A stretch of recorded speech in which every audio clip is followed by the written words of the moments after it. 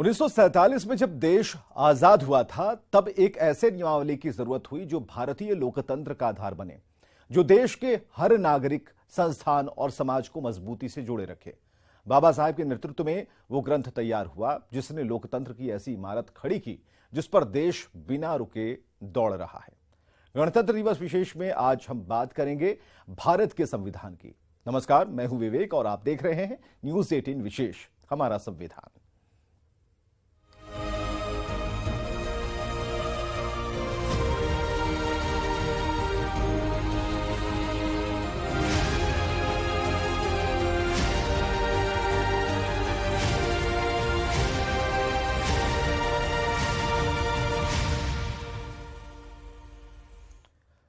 भारतीय संविधान यानी विश्व के सबसे बड़े लोकतंत्र का धर्म ग्रंथ, और इसी किताब से भारतीय लोकतंत्र संचालित होता है। वो कानूनी दस्तावेज जिस पर टिका है भारत का लोकतंत्र। लेकिन किस तरह, कैसे एक किताब 130 करोड़ की आबादी और इतने बड़े सिस्टम का आधार है? आखिर भारत के संविधान को क्यों कहा जाता है लोकतंत्र का धर्म ग्रंथ?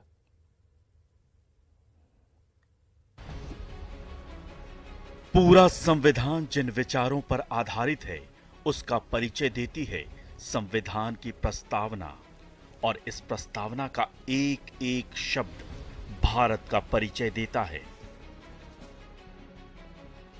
हम भारत के लोग भारत को एक संपूर्ण प्रभुत्व संपन्न, समाजवादी, पंथ निरपेक्ष, लोकतंत्रात्मक गणराज्य बनाने के लिए तथा उसके समस्त नागरिकों को न्याय, सामाजिक, आर्थिक और राजनीतिक विचार, अभिव्यक्ति, विश्वास, धर्म और उपासना की स्वतंत्रता, प्रतिष्ठा और अवसर की समता प्राप्त करने के लिए तथा उन सब में व्यक्ति की गरिमा और राष्ट्र की एकता और अखंडता सुनिश्चित करने वाली बंधुता बढ़ाने के लिए दृढ़ संकल्प होकर अपनी इस संविधान सभा में आज तारीख 26 नवंबर 1949 ईस्वी को एतद द्वारा इस संविधान को अंगीकृत, अधिनियमित और आत्मार्पित करते हैं।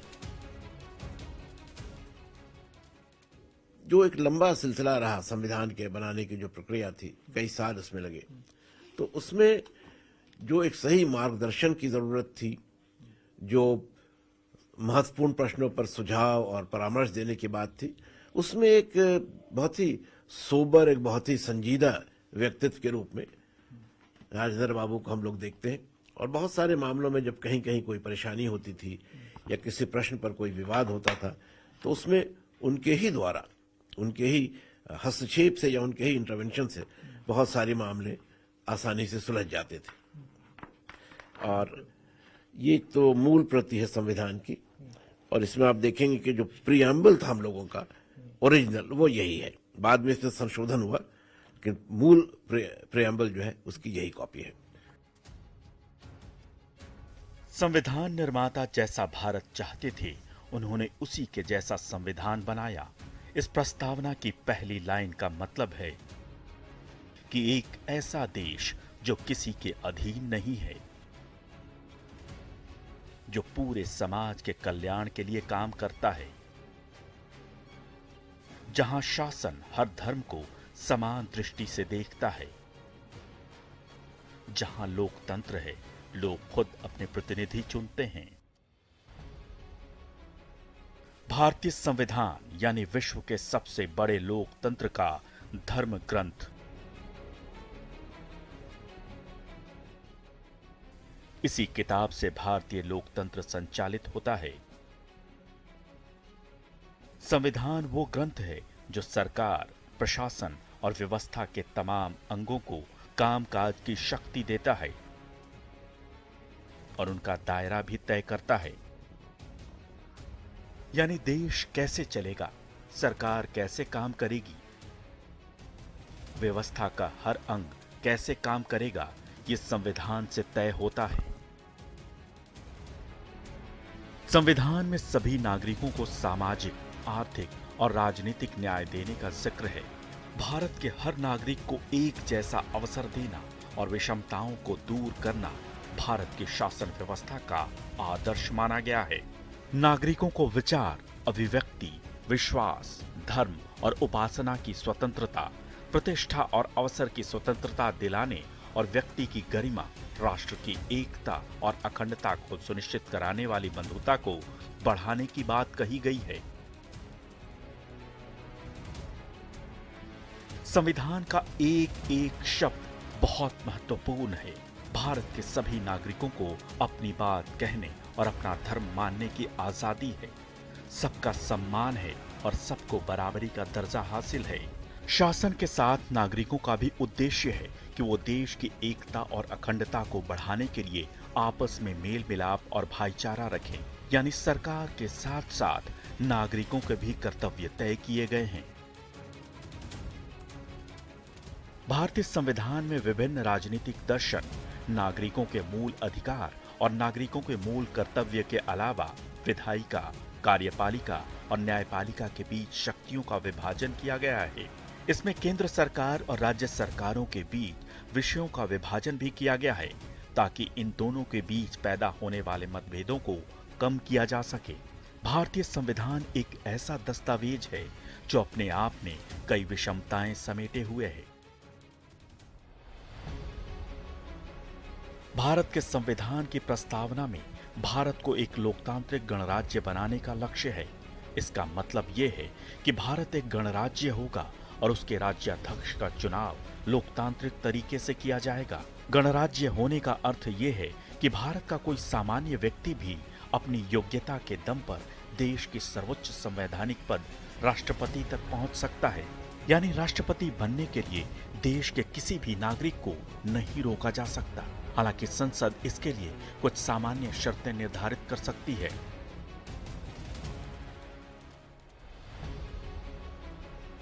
भारतीय संविधान एक लिखित संविधान है।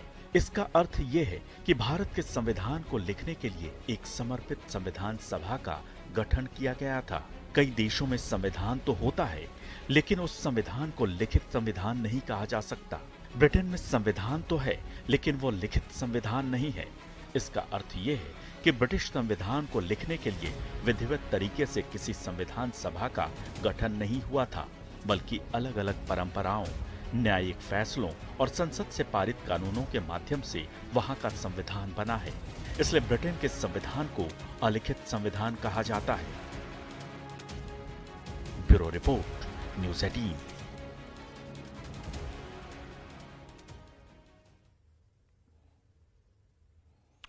गणतंत्र यानी एक ऐसा देश जहां जनता सर्वोपरि हो, जहां स्वराज हो, जो देश अपना प्रतिनिधित्व खुद करता हो। हर साल 26 जनवरी को भारत का गणतंत्र दिवस मनाया जाता, लेकिन 26 जनवरी को ही क्यों? इसके जवाब में शायद आप ये कहेंगे कि इस दिन देश का संविधान लागू हुआ था और डॉक्टर राजेंद्र प्रसाद ने भारत के पहले राष्ट्रपति के तौर पर शपथ ली थी, जो कि 100% सही है। लेकिन सवाल अब भी वही है, 26 जनवरी ही क्यों? देश का संविधान तो 26 नवंबर सन 1949 को ही बनकर तैयार हो गया था, तो इसे लागू करने के लिए 26 जनवरी की तारीख ही क्यों चुनी गई? इस क्यों का जवाब पाने के लिए आजादी के करीब 17 साल पीछे जाना होगा।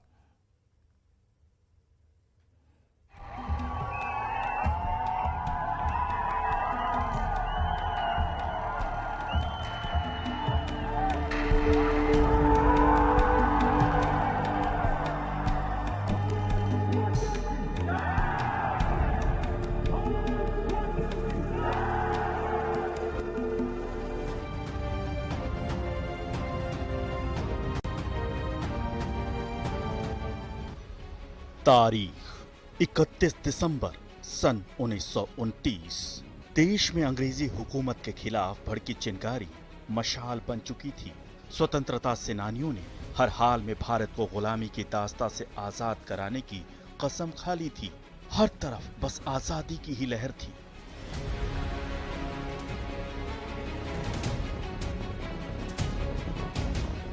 आजादी के परवाने जान हथेली पर लेकर मां भारती के लिए अपना सर्वस्व न्यौछावर करने को तैयार थे।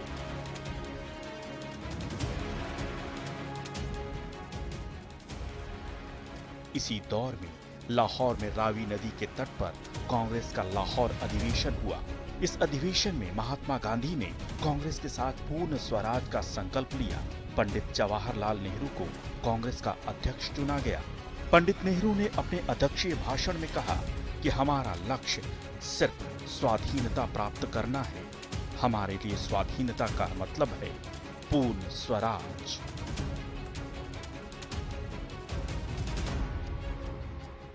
इसी दिन पहली बार भारतीय स्वाधीनता का तिरंगा झंडा भी फहराया गया था।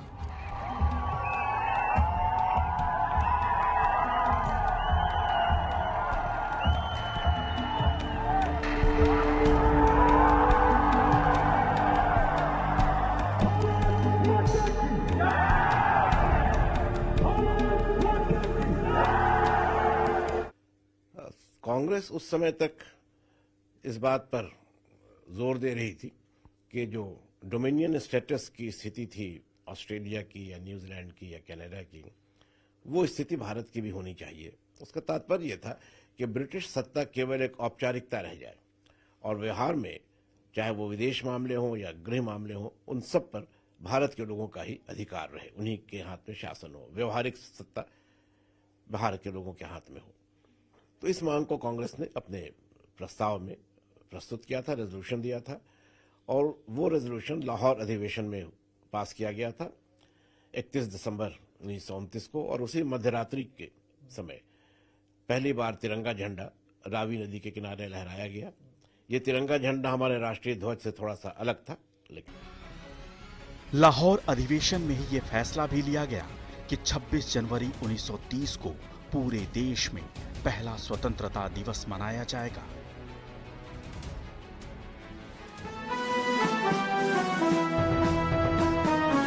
स्वतंत्रता दिवस के कार्यक्रम की रूपरेखा तैयार की गई।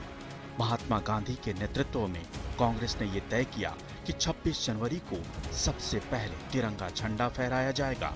उसके बाद पूरे दिन हिंदू मुस्लिम एकता, हरिजन सेवा और नशा मुक्ति जैसे सामाजिक कार्य किए जाएंगे। नेताओं को ये तो पता था कि देश की आवाम अंग्रेजों से आजादी चाहती है, लेकिन उस आजादी के लिए वो कितने बेताब हैं, इसका अंदाजा उन्हें तब लगा जब 26 जनवरी 1930 को पूर्ण स्वराज दिवस मनाया गया।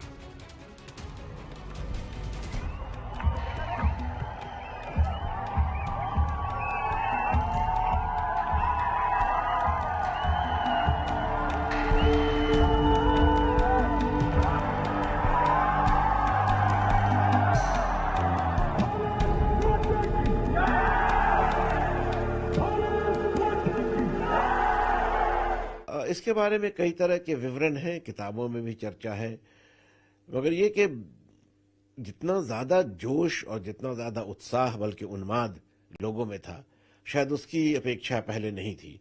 और यही कारण है कि इस परिस्थिति को देखकर वो प्रसन्न भी थे और किसी हद तक कुछ चकित भी थे।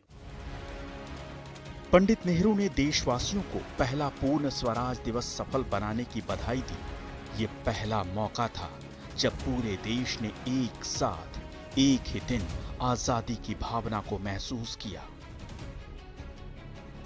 1930 के बाद से हर साल 26 जनवरी को पूर्ण स्वराज दिवस के रूप में मनाया जाने लगा।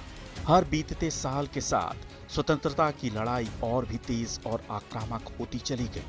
आखिरकार अंग्रेजों को भारत की सत्ता छोड़नी पड़ी। 15 अगस्त सन 1947 को भारत को आजादी मिल गई, लेकिन भारत के पास तब अपना संविधान नहीं था जिसमें लिखी नियमावली पर देश चल सके। असल में भारत में ब्रिटिश शासन के दौरान ही कई बार एक्ट्स बनते गए थे। कभी इंडिया काउंसिल एक्ट, फिर गवर्नमेंट ऑफ इंडिया एक्ट 1919 में, 1935 में। तो भारत का शासन चलाने का जो प्रावधान था वो इन कानूनों के द्वारा विकसित होता रहा था। मगर जाहिर है कि भारत स्वतंत्र देश नहीं था, तो उसका अपना कोई संविधान नहीं था। तो जब ये तय हो गया कि सत्ता हस्तांतरण होगा और भारत एक स्वतंत्र देश बनेगा, तो उसके लिए संविधान निर्माण का काम भी आवश्यक था। उसी संदर्भ में संविधान निर्मात्री सभा का गठन हुआ। सभी प्रांतों के प्रतिनिधियों ने चुनाव किया और जो चुने हुए लोग थे उनकी ये असेंबली बनी, और इस असेंबली के सामने यही काम था कि वो देश के लिए नया संविधान बनाए। स्वतंत्रता मिलने के साथ ही गणतंत्र का विचार भी पनपने लगा और देश के लिए संविधान बनाने का फैसला लिया गया। एक ऐसे ग्रंथ की रूपरेखा तैयार करने का संकल्प लिया गया जो देश के हर नागरिक के लिए सबसे ऊपर हो, सर्वोपरि हो। इसे तैयार करने के लिए संविधान सभा का गठन किया गया। डॉक्टर भीमराव अंबेडकर को संविधान की ड्राफ्टिंग कमेटी का अध्यक्ष चुना गया।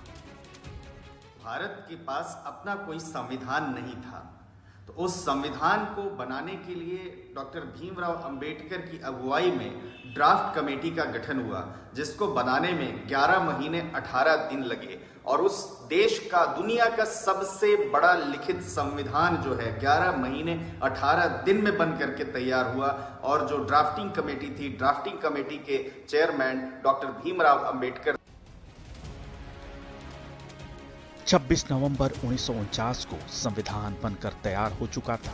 प्रधानमंत्री जवाहरलाल नेहरू ने औपचारिक रूप से देश को उसका संविधान सौंपा, जिसका जिक्र प्रियम्बल यानी संविधान की प्रस्तावना में भी है।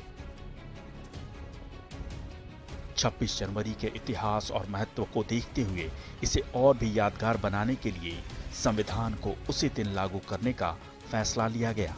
26 जनवरी 1950 को डॉक्टर राजेंद्र प्रसाद ने राष्ट्रपति पद की शपथ ली और देश का संविधान लागू किया गया।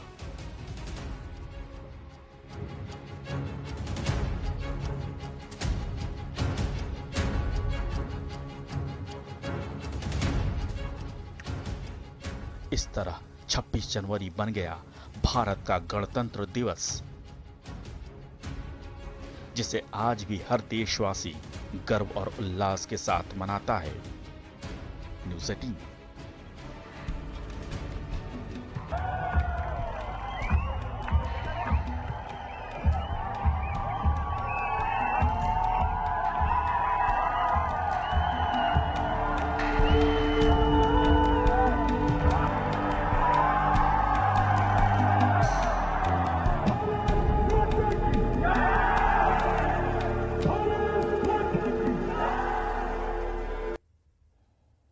तो विशेष में फिलहाल के लिए बस इतना ही।